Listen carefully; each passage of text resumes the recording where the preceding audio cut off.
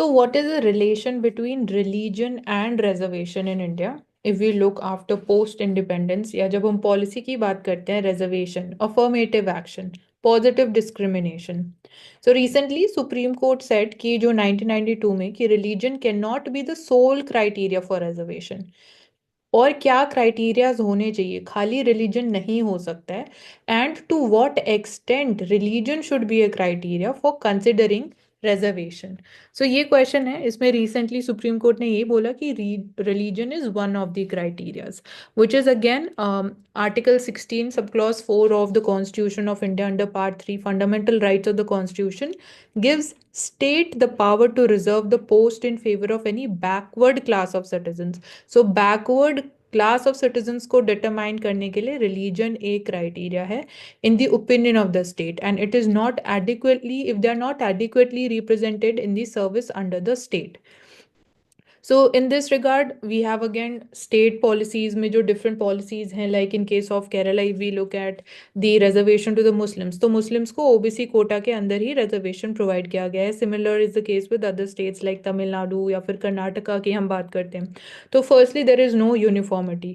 Also we need to understand कि जो purpose of providing reservation क्या है, क्या हम ऑब्जेक्टिवली उसी तरफ मूव कर रहे हैं, which is to promote social justice, equality, and inclusivity by addressing historical disadvantages which is faced by the marginalized communities. It is to provide them equal access to resources and opportunities for growth and development, which is mentioned in the preamble also. So अभी भी we are still stuck into कि किस community को कितना reservation मिलना चाहिए. One, because again, this is related to electoral politics. And again, we have completed 75 years of independence, but still जो backward communities हैं वो क्या progress कर पाई है?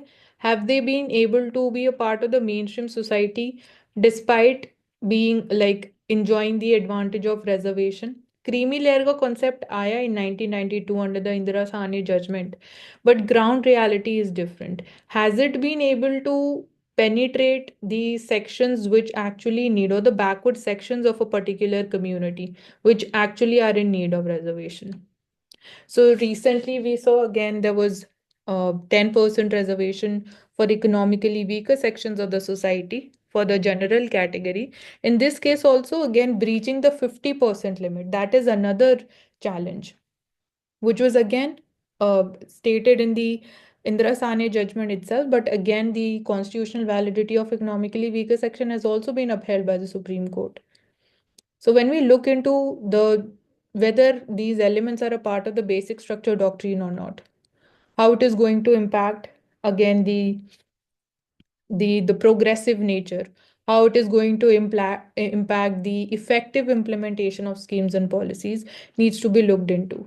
So similar lines, we had the Sachar committee, which also looked into that representation of Muslim OBCs was abysmally low. The ground situation is different from what has been different judgments or the policies on paper.